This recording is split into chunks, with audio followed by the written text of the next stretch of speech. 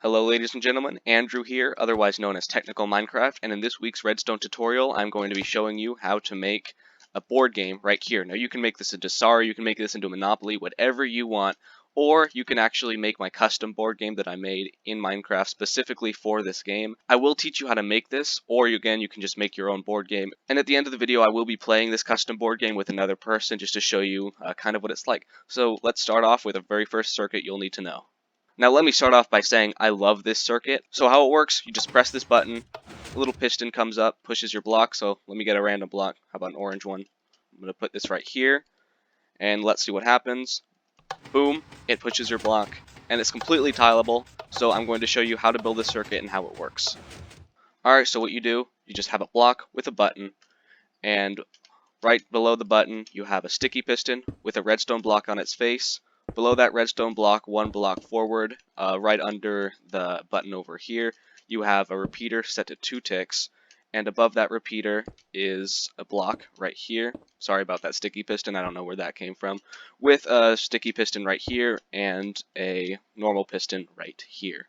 So this is the completed design. If you press this button, you can see that sticky piston sort of goes up. Now let's see how this works, and to show you I'm going to actually place the lever right here. So as you can see, the very first thing, the lever, or the button in this case, powers this redstone block, which powers this repeater right here, which goes into this block, which powers this sticky piston over here. And when the sticky piston pushes this piston up here, the block powers it, giving this sort of extension animation right here, as you can see. Now this design is 100% tileable. So, you know what that means, we're going to be extending it out, specifically 13 blocks. So as you can see, this whole kind of blue line right here is 13 blocks long.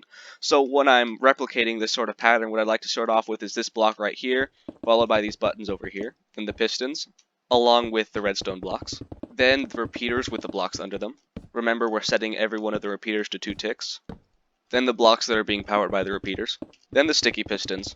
And then finally, last but certainly not least, the normal pistons up at the top right here. As you can see, this design is completely tileable, which is why I personally really love it. Now one thing I will say is that you probably shouldn't press all these buttons at the same time. It kind of results in weird behavior, kind of like this, right? So just sort of be careful with that, that's all. So this next part is optional, but I really, really like it. I like adding glass one block above these pistons over here. I feel like it kind of separates the user from the interface. It kind of gives the game a nice feel. Alright, time to learn about the next circuit. So this one just can be referred to as the corner circuit or the purple circuit. What it is just a sort of piston extender. So, you know, you have your pistons pushing your blocks, and this is how they round the corners, right? You just push this button, and then boom, as you can see, this piston extender does its job. So this circuit is what allows the block to be pushed around the entire board over here. As you can see, there are 4 of these circuits on each and every corner. So one thing I will say is that this is what a normal piston extender looks like, right? You have the first piston right here having a 4-tick delay, the second piston having a 7-tick delay, and this last line over here having no tick delay, right? So the piston extender we need to make doesn't actually need to be this advanced, because as you can see, this piston extender has 2 functions, right? It can push, but it can also retract. We don't need that retracting function because we're just pushing the blocks along the board, right? So that means that only the first piston has to actually be sticky, the other piston does not. The tick delay is also pretty darn simple. So we have this sort of structure right here, right? Just put a repeater right there, no tick delay at all, put a repeater here, 3 ticks delay, and there we go. It works. Now you have a piston extender that can push a block around a corner. Alright, so let's take a look at how this works. So as you can see, when we go ahead and power this, this piston will extend first, followed by this piston, but then when we unpower it, as you can see, this repeater has the least tick delay, so it'll be the first one to retract. Then that will be followed by this piston, making for a clean extension and retraction. Alright, so what we're going to do is just make the exact same circuit we already did, place our button right here, right? Sticky piston down here. Now, I know what you might be thinking, this circuit looks awfully close to this purple circuit right here. Well, that's not really a problem, because if I can just demonstrate this right here. As you can see, if we activate this circuit right here, neither the repeater or dust will be activated, so we're alright. The circuits don't overlap. Much like the other side, we're going to be extending this 13 blocks, so we're going to kind of have this cycle go round and round and round and make a sort of square, right? So I'm just going to go ahead and make this whole thing into a square, and I'll show you guys when I'm done. 5 minutes and a lot of pistons later, I have the completed shape right here. As you can see, it's just a giant square. Now for the next step, we're going to need to go 1 block up, and we're going to need to go all around this sort of inner circle with redstone lamps. Alright, so once you're done with that, just go ahead and punch out the corner lamps, because we do not need those. After you're done with that, you should have something that looks a little bit like this. So you're just going to go ahead and stack 2 blocks, 2 layers of blocks, right on top of the redstone lamps. It doesn't matter what blocks they are, as long as they're solid and not transparent. After you're done with those 2 layers of blocks, pretty simple, you're just going to add 1 more layer of redstone lamps. Now, for the last step, go ahead and just spam levers on every single exposed part of this wall, except for these corners right here. Don't worry about these. Just keep on going, wrapping all the way around. And be sure not to turn on any lights by accident like I just did there. Now, for the last part, we're going to have a little randomizer up here. I'll show you how that works. This output is actually in 3-bit binary. And if you don't want to read binary, I'll also give you an alternative to that. So I will be constructing this randomizer right above the display right here. You can do it wherever. It can be over here, here, here. It doesn't really matter. So what you need to do is start off by adding an input. Let me grab my button over here. Boom. Then you need to place redstone dust here. Alright, there we go.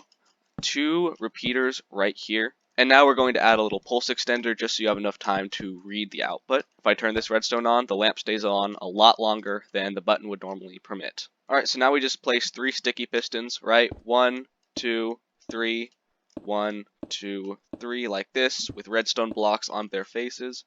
And finally, right here, just place 3 redstone lamps. As you can see, each of these pistons will either push the redstone block to the lamp or down, which is either on or off, as you can see, which gives a random output in binary, which is absolutely perfect for what we need right now. So if you don't know how to read binary, I actually did a video on how to make a calculator. I actually explained how to read binary there, but in case you didn't watch that video or you just don't want to learn binary, I will teach you an alternative. So instead of reading the binary output, what you can do is go ahead and place another 2 of these kind of sticky piston randomizers right here. As you can see, there we go. So, ooh, that's actually really lucky. I'm going to put the odds of that happening on the screen right now. So instead of reading the binary output, what you can do instead is just press this button and count the number of redstone lamps on. So that's 3, 1, 2, 3. Perfect. You now have a board that can actually push blocks along, which would be your game pieces. You have 2 indicator lights for each spot right here. And you have a randomizer. Perfect. So now you have 2 options. You can either make your own board game or go with my board game design. I will be showing you how to play that later on in this video. So let's say you wanted to make a game like Monopoly, right? Above this glass, you can kind of go, let's see, I don't know, train, station, and $600. So you could do this for every single one of these glass blocks over here. Then you can also have your lights up here, indicating whether player 1 or player 2 owns this right here. So you can play Monopoly. You can, I assume, configure this to work with other board games. But for now, I'm going to be showing you how it works with my board game and my rules that I designed for it. So in order to demonstrate that to you, I actually got a friend to come and play on my world. So the footage you're about to see is me playing with him. If you're not interested in that, if you only came for the tutorial, you can leave now, because the rest of this video is just going to be me playing with him, alright? Hello guys, I am here with a good friend Parkour Canadian, and we are going to be demonstrating this game, so let's go. Alright sir, so let me explain the rules. First of all, go in your inventory and grab 7 gold ingots, right? Alright, so now he has his 7 gold ingots. Remember, these are your lives. So now what you need to do is just pick any block, just a random block that's literally not a redstone block. That's it. So I'm going to go ahead and choose bricks. Alright, so you sir chose compost block. So now just place your block in any random corner, right? Any corner will do. He has chosen the corner opposite of me. Let's do this. Alright, I will go first, sir. So I'm going to roll the die. Remember, this output is in binary. 1, 4. This is 5 in binary. So I'm going to go 5 forward. Where's my block? Right here. So that's 1, 2, 3, 4, 5. So you see these little lights above my game piece right here. What you can do is toggle them on or off. Now, If you land on a spot where the bottom light is toggled, you lose a life. You lose one of your 7 lives. Those are what your gold ingots are, right? If you land on a spot where the top light is on, that means you're forced to go 1 forward no matter what, right? So these effects can sort of stack, which can cause you to, you lose multiple lives and go many blocks in the process. But for now, I'm only going to be activating this bottom light, alright? So now you go. Alright, you got 1, so you literally just move 1. And now you can edit the lights however you want. Remember, bottom light means death, top light means go. Now it's going to be my turn again. Okay, I got 5 again. 1, 2, 3, 4, 5. Boom, boom. Alright, so that's basically how the game works. Let's play. Alright, so this game takes a while for the momentum to build up, so we're going to go ahead and show you the first time one of us lost a life. Alright, so I just rolled a 0, and I happened to, land on a spot where the bottom light is on, which means I do unfortunately have to lose a life. I now have 6 lives.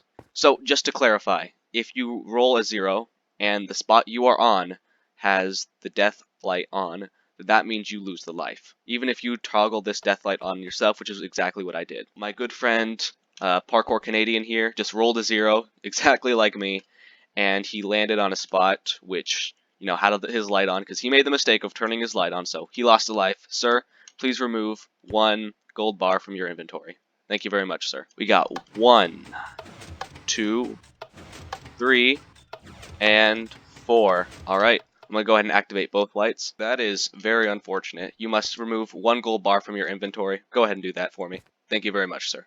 As you can see, my game piece here is in what's called a neutral spot. There's no light above it, so if you land in this spot, you're safe, but you can't toggle any lights. Ooh, that is unfortunate, sir. Please throw away a golden ingot. Not potatoes, sir. Please, a golden ingot. Thank you very much. And you also must go 1 forward. Thank you very much. How many gold ingots do you have right now? Alright, I have 2. So I gotta go 1 forward, and I lose a life. Alright, I have 1 life left. Let's see what I get. That's a 5. 1, 2, 3, 4, 5. Alright, I survived another round. 1, 2, 3, 4. I have lost my last life. How many lives did you have? 2? Alright. Alright, ladies and gentlemen, if you would like to vote on my next Redstone creation, you can do so on my Instagram at technical_Minecraft. On my Instagram, I also will be posting a game guide on how to play this, so you can go ahead and check that out after the video. And yeah, follow Parkour Canadian's Instagram too. I'll put a link to that, and I'll put it up on the screen right now. Other than that, see you guys next week. Take care. Whoa.